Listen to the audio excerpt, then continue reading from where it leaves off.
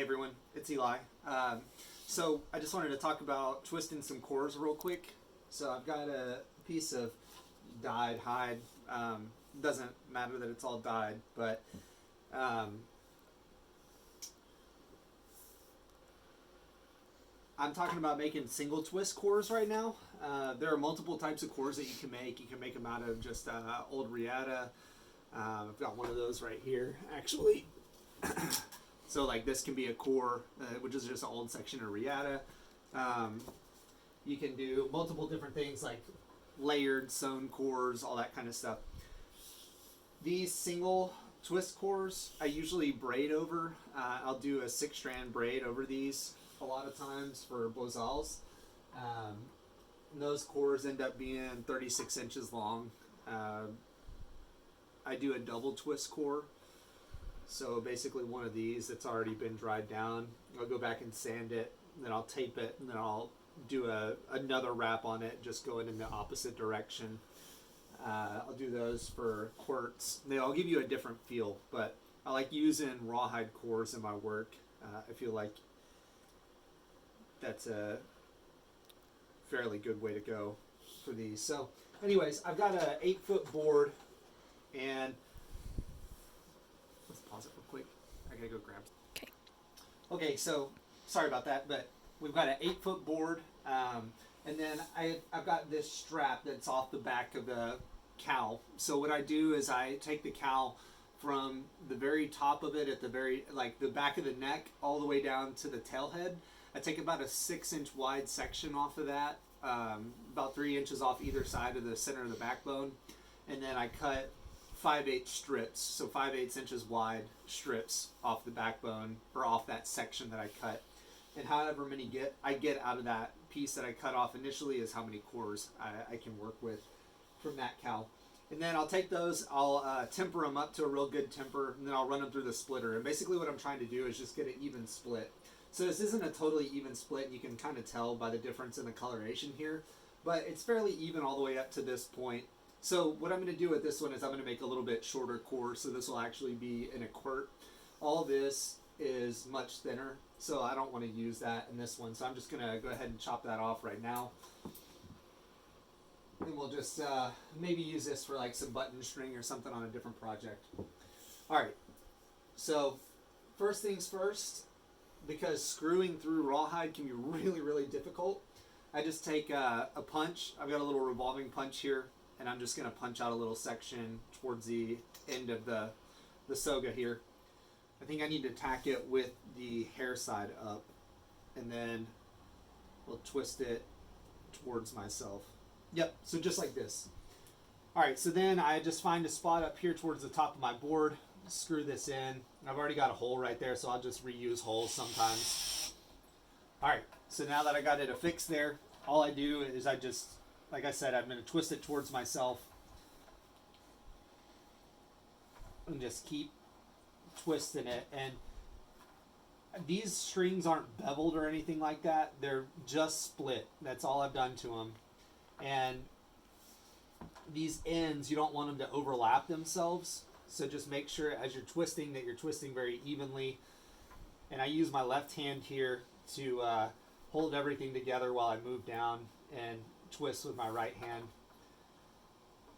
And we're just going to do this till we get to the very end of this core, and then we'll tack it down on this board and leave it here to dry for about the rest of the day. It's about the middle of the day right now.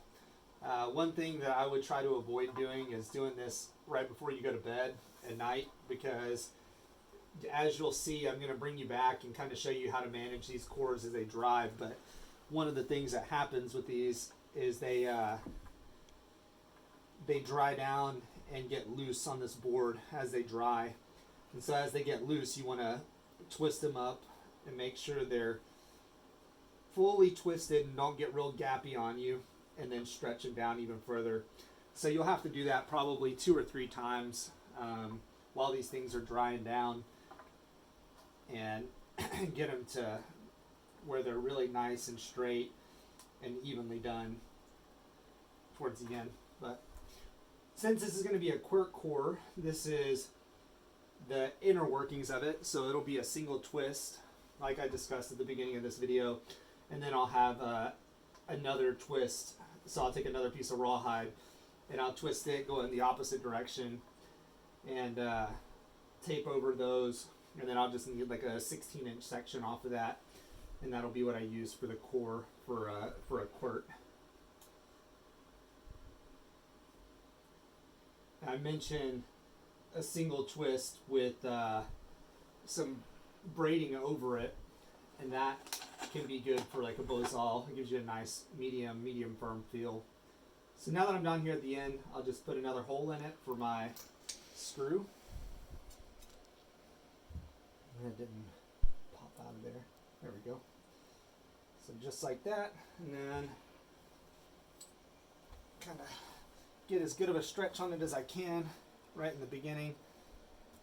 Pull that sucker down.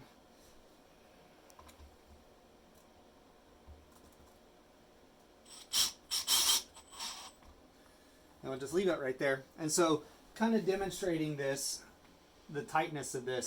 So I can pick it up about an inch off this board, but it snaps down pretty quickly. All these cores are pretty similar. This is one that I actually stretched yesterday, and I tightened it up 2 or 3 times, and it stayed pretty tight against the board here, so I don't need to stretch that one back out or anything. These cores will stay right here on this board.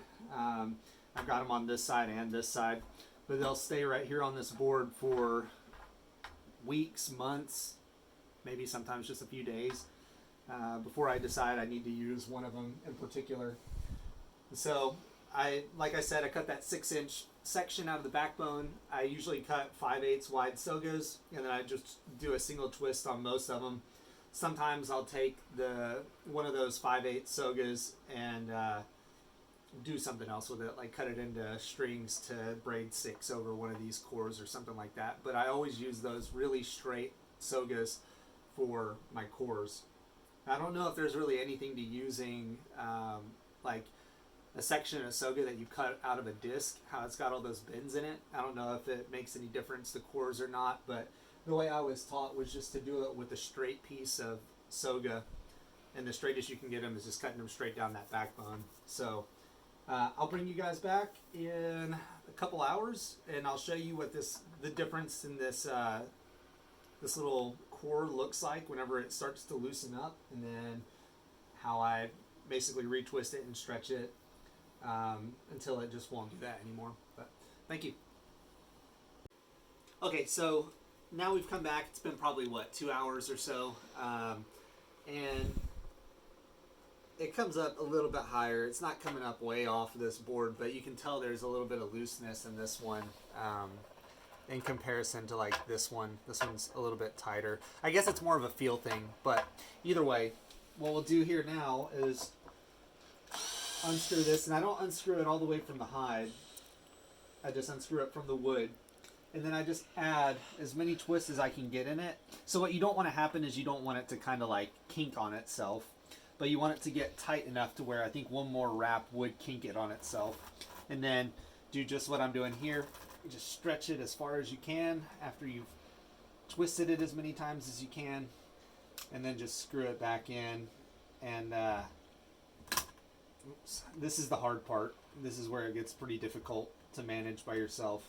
If you got a buddy, I'd suggest grabbing a second set of hands. But there we go. And then I'll just keep doing that throughout the evening, and keep twisting it as it relaxes. And once it stops relaxing on me, I just leave it on this board to dry completely straight. And then we'll probably make a follow-up video series in, I don't know, the near future, we'll say, on what I do after this. So basically taking the core, sanding it, wrapping it in electrical tape, all that kind of stuff, getting it ready to actually braid over.